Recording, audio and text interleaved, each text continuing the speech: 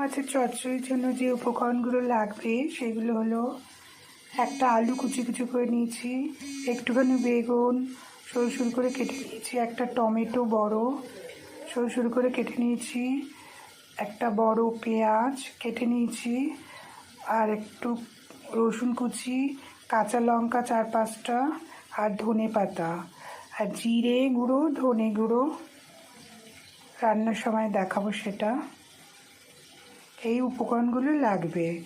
আর আগে আমি মাছ নুন হলুদ দিয়ে মেখে রেখেছিলাম, আর ভেজে দেখাচ্ছি। এই দেখুন বন্ধুরা, সর্ষে তেলে মাছটা আমি একটুখানি হালকা করে ফ্রাই করে নিচ্ছি। এবার বন্ধুরা একটু তেলে কালো জিরে ফোড়ন দিয়ে দিলাম, দিয়ে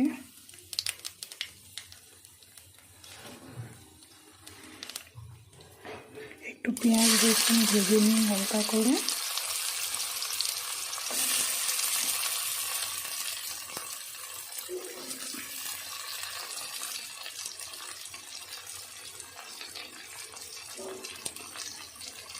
তারপর এক এক করে উপকরণগুলো সব দিয়ে দেব।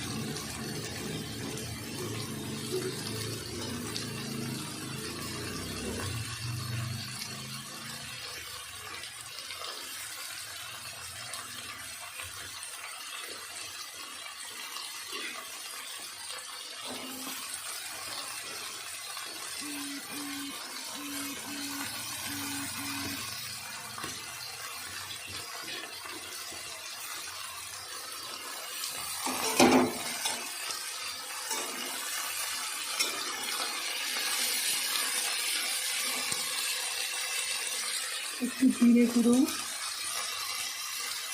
একটু ধনে গুঁড়ো দিয়ে নেড়ে চেড়ে ঢেকে দেবো।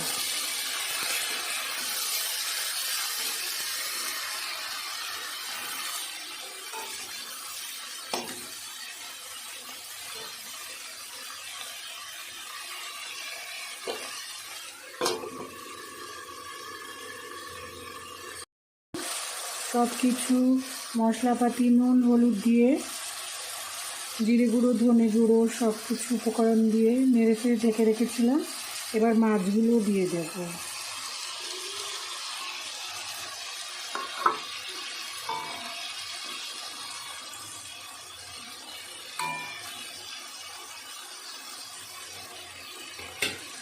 মাছগুলো দিয়ে এবার ঢেকে দেবো একটুখানি। তো বন্ধুরা, এই যে মৌরলা মাছের চচ্চড়ি রেডি। আজকের রেসিপিটা কেমন লাগলো কমেন্টে জানিও। ভালো লাগলে একটা লাইক শেয়ার অ্যান্ড সাবস্ক্রাইব করে দিও।